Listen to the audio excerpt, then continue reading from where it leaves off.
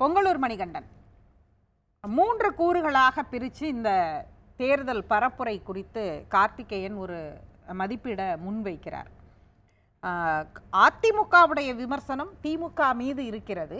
மத்தியில் ஆட்சியில் நீங்கள் ஒரு ஃபார்முலா சொல்லுவாங்க, அதிமுகவில் மத்தியில் ஆட்சியை நாங்கள் தான் எதிர்க்கிறோம், மாநிலத்தில் ஆட்சியில் உள்ள 2 இடத்துலையும் ஆட்சியாளர்களை எதிர்த்து நிற்கிற ஒரே கட்சி அப்படின்னு தொடர்ந்து சொல்லிகிட்டே இருந்தீங்க தேர்தலுக்கு முன்பிருந்தே. அப்படி பார்க்கும்போது அந்த எதிர்ப்பு களத்தில் பரப்புரையில் இல்லை அப்படின்ற ஒரு விமர்சனம் தொடர்ந்து வைக்கப்படுது. இல்ல யார் இப்படி சொல்றாங்கன்னு பாருங்க தயவுசெஞ்சு. அதாவது அதிமுக மிக தெளிவாக தேர்தலில் தன்னுடைய அந்த எதிர்ப்பு பிரச்சாரத்தை உருவாகி இருக்கிறது. நான் இன்னொரு மேல சொல்றேங்க அந்த வார்த்தைய. அதாவது புரட்சித் தலைவி அம்மா அவர்கள் கடந்த காலத்துல 2014ஆம் ஆண்டில் நடந்த தேர்தலின் போது இதே மாதிரியான குற்றச்சாட்டு வந்தது. அதிமுகவும் பாஜகவும் ரகசியமான உடன்படிக்கை வைத்திருக்கிறார் என்று குற்றச்சாட்டு சொன்னாங்க. அதற்கு பிறகு பாத்தீங்கன்னா புரட்சித் தலைவி அம்மா அவர்கள் இறுதி தேர்தலுக்கு இறுதியாக ஒரு நாட்களுக்கு முன்பாக மிக தெளிவாக சொன்னார், மோடியா லேடியா என்று தமிழ்நாடு சந்திக்கும் என்று சொன்னார். அந்த வெற்றி மிக பிரகாசமாக அதிமுக அமைந்தது. இன்னைக்கு எடப்பாடியார் மத்திய அரசை கடுமையாக எதிர்க்கிறார். மாநிலத்தில் ஆகிற 2-3 ஆண்டு காலமாக தமிழ்நாட்டில் 520க்கும் மேற்பட்ட வாக்குறுதியை சொல்லி மக்கள் வாக்கு கேட்டு மக்களை ஏமாற்றிய திமுக அரசை முதல் எதிரியாக கொண்டு பேசுகிறார். வாழ்நாள் எதிரி திமுக. இரண்டாவது, பாரதிய ஜனதா கட்சி தமிழ்நாட்டில் பாரதிய ஜனதா கட்சி மட்டுமல்ல, தேசிய கட்சிகள் எல்லாமே மாநிலத்தை ஒவ்வொரு முறையும் வஞ்சித்துக் கொண்டே வந்திருக்கிறது. அதையும் சேர்த்து பேசுகிறார். எனவே இந்த களத்தில அதிமுக மீது ஒரு குற்றச்சாட்டை வைப்பதற்காக, மக்கள் மத்தியில தவறான ஒரு செய்தியை சொல்வதற்காக மத்திய அரசை விமர்சிக்கவில்லை என்றே சொன்னாங்க. மத்திய அரசை அதிமுக மிக கடுமையாக விமர்சிக்கும். 38 பேர் நாடாளுமன்றத்திற்கு திமுக சார்பில் அனுப்பி வைக்கப்பட்டு அவர்கள் இந்த நீட் உட்பட எந்த பிரச்சனையில நாடாளுமன்றத்தையே ஸ்தம்பிக்க வச்சாங்க. எதுவுமே செய்யலைங்க. 38 பேரை மீண்டும் 39 பேரை மீண்டும் அனுப்பி என்ன நடக்க போகுது? இந்த 5 ஆண்டு காலத்தில் அவர்கள் எங்க இருந்தாலும் தெரியல. பேரும் போய் ஒன்னும் கேட்கல, ஸ்தம்பிக்க வைக்கல.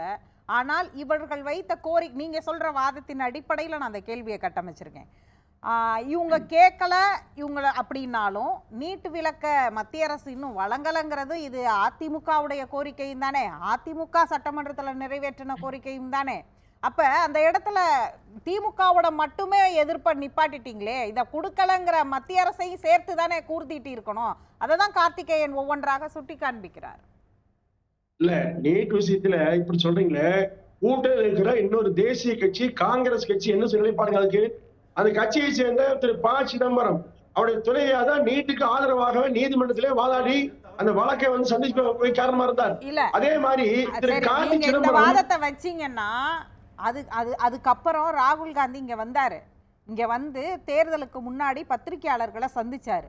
தமிழ்நாட்டிற்கு நீட் விலக்கு காங்கிரஸ் வந்தா கொடுக்கப்படும்னு அவர் 2019 தேர்தலையே கிளாரிட்டியா சொல்லிட்டு போனார்.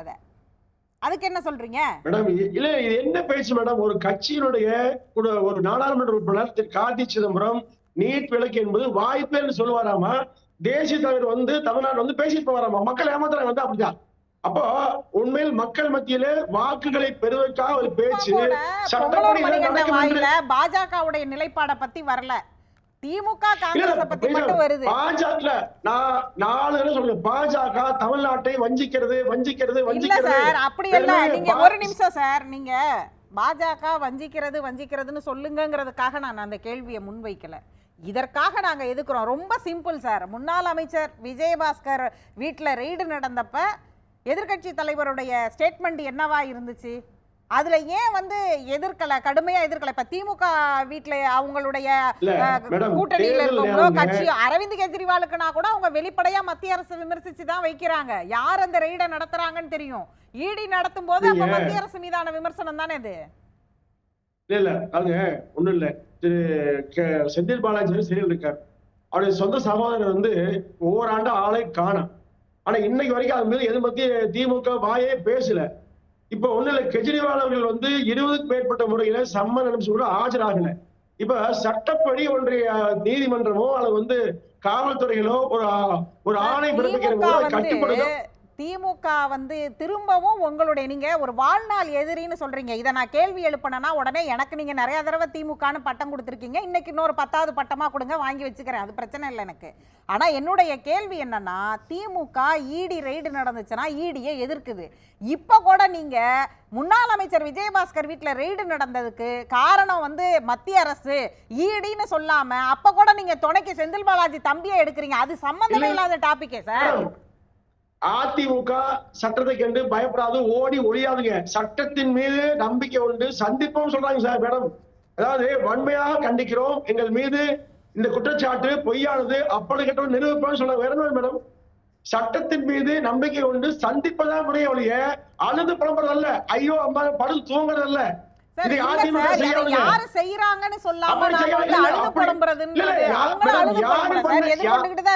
யாரு பண்ண என்னங்க ஈடியே பண்ணுங்க. மம்தா பானர்ஜி எதிர்கொள்றாங்க, அரவிந்த் கெஜ்ரிவால் எதிர்கொள்றாரு, திமுக எதிர்கொள்ளுது. அவங்க வந்து வைக்கிற ஒரு ஸ்டாண்ட் இருக்குல்ல, பினராயி விஜயன் சொல்ற ஒரு ஸ்டாண்ட் இருக்குல்ல, நீங்க மத்திய அரசை எதிர்க்கிறீங்கன்னா இந்த எந்த ஸ்டாண்டுக்குள்ளயுமே வரல உங்களோட ஸ்ட்ராட்டஜிங்கிறாங்க. இல்ல பழிவாங்கும் நடவடிக்கைன்னு சொல்லி பேசுவதை விட நீங்கள் போட்டிருக்கிற வழக்கின் மீது சட்டத்தின் துணை கொண்டு நாங்கள் வெற்றிகளும் சொல்ல தவறு மேடம். அப்ப என்ன நினைக்கிறாங்கன்னா, அதாவது அரசியல் ரீதியாக ஒவ்வொன்றையும் பேசுவது திமுக. கடைசியாக ஒரு வார்த்தையை பயன்படுத்தினார், தன்னுடைய முன்னாள் அமைச்சர் அவர் வீட்டுல ரெய்டு நடக்கும் போது கூட தன் உரிமை சார்ந்த குரலை அவர் எழுப்பல. நாளைக்கு 39 எம்பிக்களை அங்க அனுப்பி தமிழ்நாட்டுக்கான உரிமையை எப்படி பெற்றெடுப்பார்னு கேட்டார். மேடம், ஒரு முன்னாள் அமைச்சர் வீட்டில் நடக்கிற ரெய்டுக்கும் தேர்தலை வெற்றி பெற்று நாடாளுமன்றத்தில் சென்று உறுப்பினர் பேசுறதுக்கு என்ன சம்பந்தம்ங்க? அதாவது ஒண்ணு இல்ல, திரு விஜயபாஸ்கர் அவர்கள் மீது அந்த ரெய்டை குறித்து மாண்புமிகு எதிர்க்கட்சி தலைவர் மிக தெளிவா கடுமையான கண்டனத்தை பதிவு செய்தார். பதிவு செய்து விட்டு ஆனால் இதை சட்டத்தின் என்ன சொல்றீங்க மேடம்?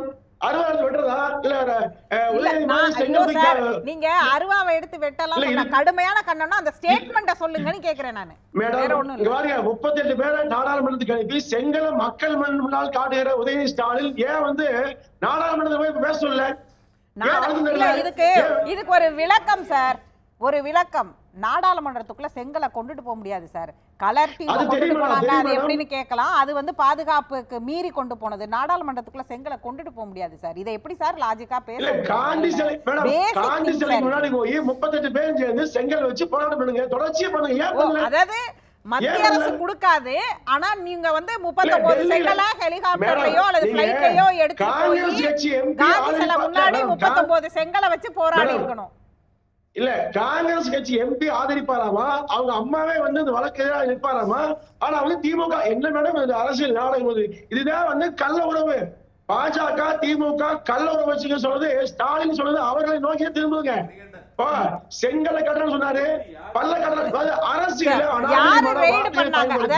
முன்னாள் அமைச்சர் வீட்டுல ரெய்டு நடந்தது சட்டத்தின்படி அவர் சந்திப்பார், எல்லாம் சரி. இப்ப முன்னாள் அமைச்சர் வீட்டுல ரெய்டு நடந்தது யார் பண்ணாங்க மேடம்? இருக்க ஈடி வந்துச்சு, தேர்தல் நேரம் அதிமுக அப்படி கருது மேடம்.